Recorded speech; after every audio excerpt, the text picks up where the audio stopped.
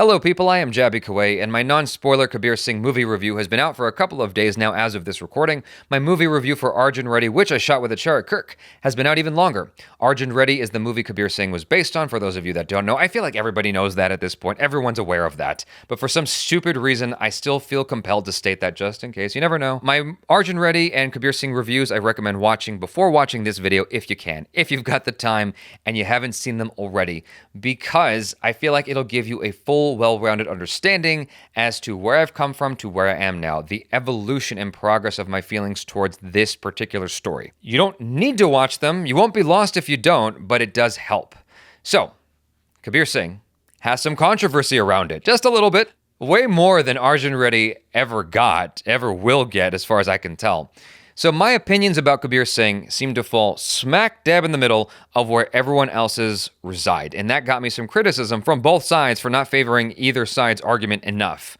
So I'm going to try to first summarize what each side is saying. I'm going to butcher it a little bit. I ask for forgiveness in advance. I apologize. I'll do my best. So one side is saying that Kabir Singh is hyper-misogynistic. It's glorifying misogyny. It's the epitome of everything wrong with Indian culture today, of how men treat women, and the fact that men are like rooting for this and championing this film is very problematic. That's one side, I think. The other side is people going, you know, you can have a movie about an anti-hero, about a guy who's not likable. It could be a character study, and not every single movie has to be about a guy who's a hero doing everything right. I see both sides, and that's why I organically fell in the middle with this, because I saw both sides upon viewing. I wasn't being too soft on the film or too hard on the film. That's just where I ended up.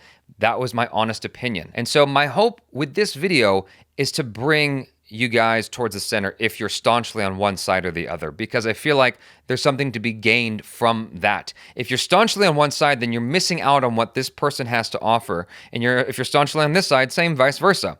I feel like there are pros and cons to this movie. There are positive things to take away from it. And if you shut yourself off from it, that's just, you know, you could gain from it is all I'm trying to say in a nutshell. I'm going to go through why I feel like it is misogynistic, but I'm also going to try to balance that with stating, you know, the positives of the film. So, firstly, let's get one thing out of the way. There's no reason why Kabir Singh should have the onus of India's culture or the issues with misogyny entirely on its back. It seems like people are putting a lot of stock into Kabir Singh as if it did things differently, it would have a huge impact on India. It wouldn't. I mean, an easy example of the opposite, which... okay, this is not the best example, but try to imagine that this was a super successful movie.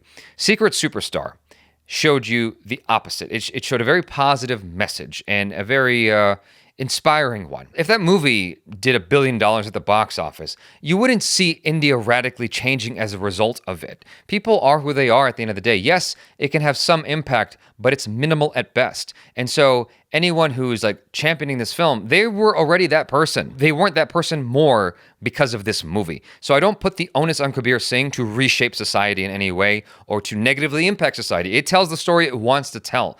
I have the feelings I have about it with regards to misogyny, but I don't expect it to be a leader in society. It's not for that. It's to tell its own story. The other thing is, there's great acting in the film. There are some positive messages in the film. It's talking about substance abuse and getting past that substance abuse. One of the things it mentions in the film is how society and caste and all that stuff can get in the way of your relationship. And that's a message that's noteworthy, that's worth talking about. Those are two things that are important in my opinion as far as philosophy goes. Like I said, there's great acting in the movie. The music is great. The way it's shot is beautiful. There are a lot of positive aspects here. The reason why it feels like Kabir Singh, the film, is glorifying Kabir's misogynistic behavior is because it seems like he's rewarded for his behavior. He's controlling of Priti, telling her what to do, kissing her upon their first genuine conversation, and she falls in love with him. She obsesses over him and never lets go of him emotionally. Following his controlling behavior, you've got a montage of their wonderful relationship. Never mind the fact that he was dictating everything she did. It's wonderful. What it feels like this is saying is when a man demands what he wants, even if he's misogynistic and controlling, he's rewarded. Everything that goes downhill and he's got to work his way back out of has absolutely nothing to do with how he treated Priti. The pain he suffered was because he gave Priti 6 hours and then went straight for morphine at hour 6 when he didn't hear from her. It wasn't pain from Priti standing up for herself. intervention by law, or anything else relating directly to her. He was the cause of his own pain. During his time apart from Priti, at no point does he seem to acknowledge that he could have treated her better, that he could have done things differently, that perhaps his behavior towards Priti was just downright awful. He spends his time apart from her, obsessing over her and complaining about how her family and society got in the way, which in itself, as I said earlier, is a cool message. But I feel like it's a distraction from this particular character's actual problem, which is he treated her like garbage. He never makes up for that, never apologizes for that, and Priti ultimately finds his behavior copacetic. I mean, by the end of the film, she's totally cool. So after his big arc, the Denzel Washington flight confession, if you will, in Arjun Reddy specifically, he still treated his friends like crap. Now, they improved upon this in Kabir Singh by taking that stuff out after his confession. But they kept the fact that Kabir Singh was still a man who felt he was in charge and knew what Priti needed and was going to go make that happen. Behavior which is essentially identical to his former self before he went down the rabbit hole of drinking and drugs. Yes, they dialed it back and he wasn't quite as aggressive, but the underlying attitude is essentially the same, and Priti's attitude was ultimately the same. She missed the man with whom a foundation was built through verbal and physical abuse. In essence, Stockholm Syndrome. And at the end, Kabir gets what he wants. Priti as his wife, unsullied by another man, and a child to call their own. Yes, Kabir comes out no longer an alcoholic or a drug addict, and that's cool. But none of that had to do with how he treated Priti initially. The film could have been a lesson in the behavior he exhibited if music underscoring each scene didn't feel like it was championing Kabir or Arjun's reprehensible actions. The film could have been a lesson in what not to do. If Priti fully rejected him after being slapped instead of it being a matter of Kabir being indisposed, and he just happened to miss her when she came by, that would have been better. The film could have been a lesson in change if Kabir's speech at the end at least contained the idea that he was now a changed man and would no longer treat her like dog shit. And he realizes the value of what he lost and how he should behave going forward. But none of that came up at all. He simply said they belong together, and she agreed. I mean, I'm obviously compressing it, but that's essentially what happened. One of the things that people have mentioned in the comments of my review is the idea of having a story about an anti-hero like Wolf of Wall Street, and how this is a character study. This is something I mentioned earlier, which I agree with to a degree. Kabir Singh can be looked at as a character study, but Wolf of Wall Street's message at the end, which was quite overt, I might add, was that villainous characters like Jordan Belfort are rewarded at the end.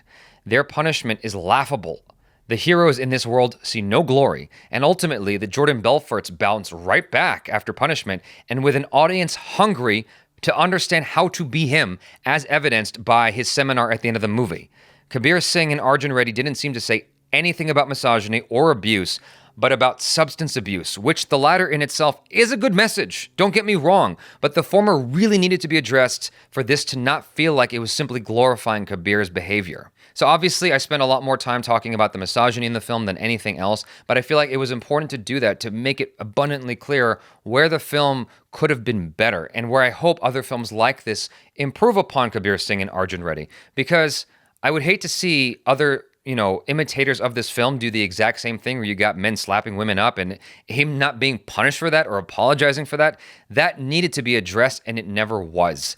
And so, yes, he does have a character change, but not in the way that he needed to with how the first hour and a half was set up. I feel like the film was actually trying to do too much, because the first hour and a half is about this relationship and it going awry, and then he goes into drinking, and then the film becomes about alcohol and drug abuse, where it's like, that's not what the film was set up to be. And if you wanted to tell a story about that, tell a story about that. Make this guy someone who's a doctor, who's a drug addict and an alcoholic, and make him get over that. You can follow the same plot as Flight if you want.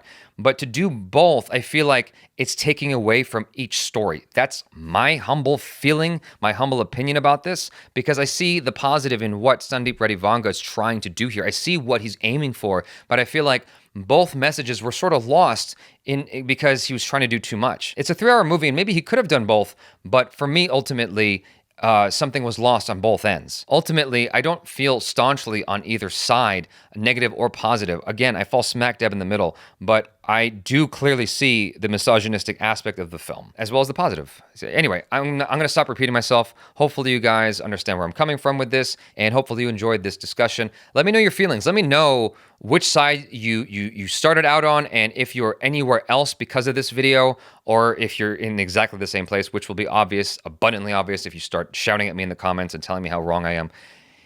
You know, I'm going to look at the comments, so go ahead and let me know your feelings in the comments below. Subscribe if you haven't already. Check out our other reactions, reviews, and short films. I'm Jaby KOAY. Peace out.